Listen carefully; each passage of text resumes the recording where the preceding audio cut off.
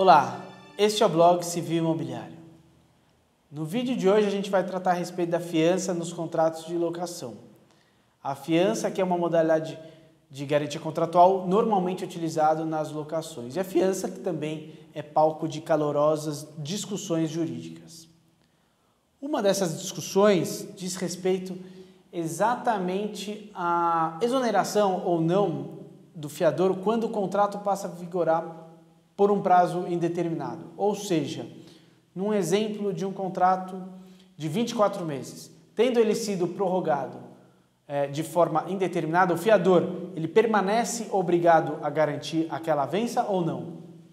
Até o ano de 2007, a jurisprudência do STJ, assentada principalmente pela súmula 214, entendia que se o fiador não tivesse anuído com a prorrogação daquela avença, automaticamente ele estava exonerado das suas obrigações. Mas a partir do ano de 2007, a própria jurisprudência do STJ sofreu uma drástica alteração.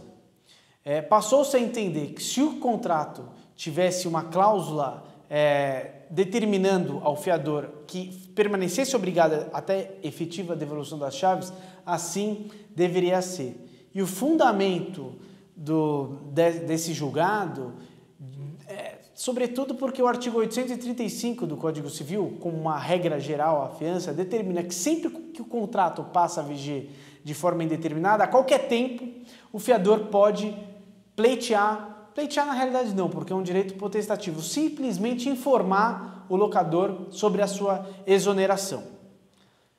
Mas para quem trabalha com direito imobiliário e com locações, sabe que é uma cláusula comum ao fiador, sabe que é muito normal que o fiador renuncie a esse direito. Então, na prática, o que acontece?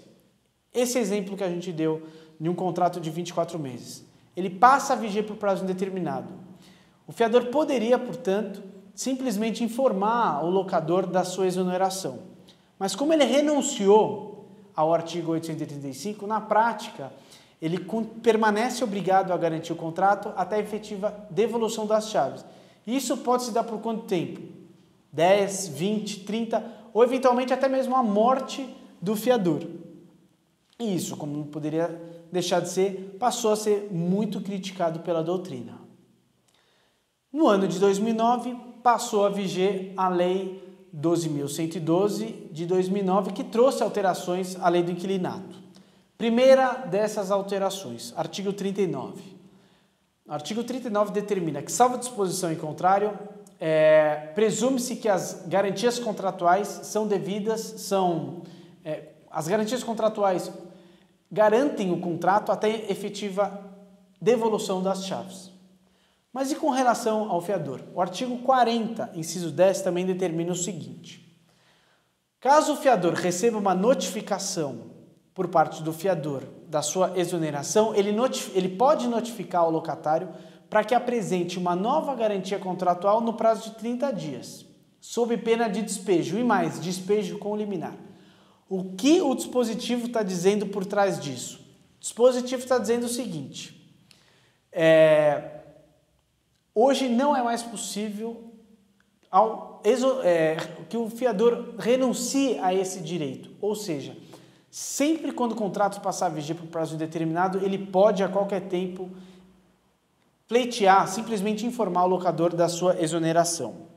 Mas e a figura do locador? Então o locador ele perde a sua garantia contratual e isso traz um grande prejuízo para ele? Na realidade não. Por quê? Porque uma vez informado ao locador da sua exoneração, o fiador fica obrigado a garantir o contrato por mais 120 dias. E tão logo ele recebe essa informação, ele pode notificar o locatário para dizer o seguinte: olha, perdi a minha garantia contratual. Portanto, locatário, me apresente uma nova garantia no prazo máximo de até 30 dias, sob pena de eu manejar uma ação de despejo e mais, uma ação de despejo com liminar. Portanto, o sistema ele ficou interessante para todo mundo, tanto para o locador, que pode agora tem instrumentos suficientes para garantir uma locação segura, e também ao fiador, que ele não permanece mais obrigado a garantir um contrato até a sua morte, por exemplo.